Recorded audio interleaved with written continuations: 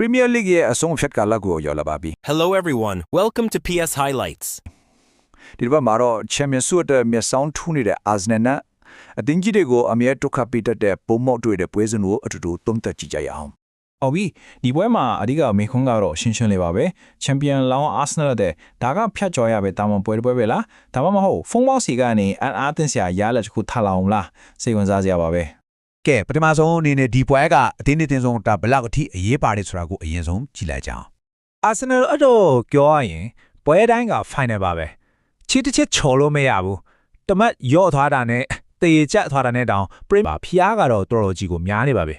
တစ်ဖက်ကဘုံမော့အတွက်ကြတော့သူတို့မှာဆုံးရှုံးစရာဘာမှမရှိဘူးလေဖျားမရှိဘူးဒါကသူတို့အတွက်ချန်ပီယံလူပွဲကိုနှောင်ရှက်ပြီးသူတို့နဲ့အတင်းကောင်းတဲ့တင်းဆုလာကိုတက်တည်ပြဖို့ခွင့်ရကောင်းတစ်ခုပါပဲကဲဒါဆိုရင်အတင်းနဲ့တင်းရလက်ရှိခြေစွမ်းကိုတစ်ချက်ကြည့်လိုက်ရအောင်ဘယ်သူကအရှင်ကောင်းနေလဲ Arsenal ဘက်ကိုကြည့်လိုက်ရင်တော့အမခန်းပါပဲနောက်ဆုံး Premier League 9ပွဲမှာ4ပွဲနိုင်ပြီးတစ်ပွဲပဲထေချထားတယ်ဒါကသူတို့အရှင်ဘလောက်ကောင်းနေလဲဘလောက်တည်ငြိမ်နေလဲဆိုတာကိုပြနေတာပဲတကယ့်ချန်ပီယံခြေစွမ်းပါ အောင်မောင်ရဲ့ခြေစွမ်းကလည်း short တွန်လို့မရပါဘူးနောက်ဆုံး9ပွဲမှာတစ်ပွဲပဲရှုံးထားတယ်နိုင်ပွဲ2ပွဲတည့်ရဲ့2ပွဲဆိုတော့ဒါကသူတို့ကိုလည်းအလွဲတကူအနိုင်လူလို့မရတဲ့အသင်းဆိုတာတစ်ပြနေကြပါပဲ ဒါပေမဲ့ထိတိုက်သွေးဆုံမှုတွေကိုပြန်ကြည့်လိုက်တဲ့အခါမှာတော့ဇလန်ကတမျိုးပြောင်းသွားပါတယ် Arsenal ကရှင်းရှင်းလင်းလင်းအသာစီရထားတာကိုတွေ့ရတယ်ဒါကြောင့်ဒီပွဲမှာပုံမစီတီရဲ့စိတ်ပိုင်းဆိုင်ရာအားနည်းချက်တစ်ခုဖြစ်နေနိုင်ပါတယ် ကဲအခုပွဲရဲ့အနိုင်ရှုံးကိုအဆုံးဖြတ်ပေးမယ်ကွင်းထဲကအဓိကကြတဲ့နေရာတွေကို zoom ဆွဲပြီးကြည့်လိုက်ကြရအောင် ပထမဆုံးတိုက်ပွဲကတော့ဂိုးတွေတွင်းနေတဲ့အာဆင်နယ်ရဲ့တိုက်စစ်နဲ့ဘောင်းပေါင်ရဲ့ကြောက်ဆောင်လုံးမှာကြော်တဲ့ခန်းစစ်တို့ရဲ့အားပြိုင်မှုပါပဲဂိုးတွင်းချင်းဖန်နေတဲ့အာဆင်နယ်တိုက်စစ်ကစီဇန်နဲ့ကြတဲ့ဘောင်းပေါင်ခန်းစစ်ကိုထိုးဖောက်နိုင်မလားဒါကတကယ်ကိုအဓိကကြတဲ့မေခွန်းတစ်ခုပါနောက်တစ်ခုကတော့ကွင်းလယ်စစ်ပွဲပါ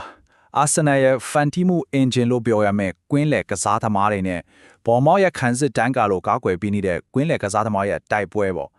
ဒီနေရာကိုဘယ်သူထိန်းချုပ်နိုင်မလဲဆိုတာကပွဲအဖြေကိုအများကြီးတက်ရောက်မှုရှိမှာပါကစားသမားတွေတင်မဟုတ်ပါဘူးကွင်းမေးမှာလည်းစစ်တွင်ပွဲကပွဲလိုအပြန်နီးကြလဲနီးပြန်နေအောင်ရှိပါတယ်သူတို့ရဲ့နီးဗျူဟော်တွေကဒီပွဲကိုဘယ်လိုပုံဖော်သွားမလဲဆိုတာကြည့်အောင်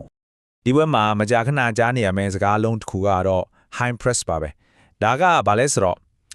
အရှင်းဆုံးပြောရရင်ပြိုင်ဘက်ကိုသူတို့ကွင်းလက်မှာပဲအမားလို့အောင်အတင်းလိုက်ဖိအားပေးပြီးဘောလုံးလူယူတဲ့နီးဗျူဟာပါတော်တော်လေးကိုအားရင်သုံးရတဲ့ကစားပုံမျိုးပေါ့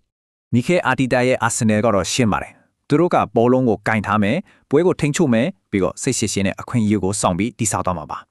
သူတို့ရဲ့ကစားပုံကစနစ်ကျပြီးအမှားနဲ့အောင်အဓိကထားပါလိမ့်မယ်အန်တိုနီအီယာအိုလာ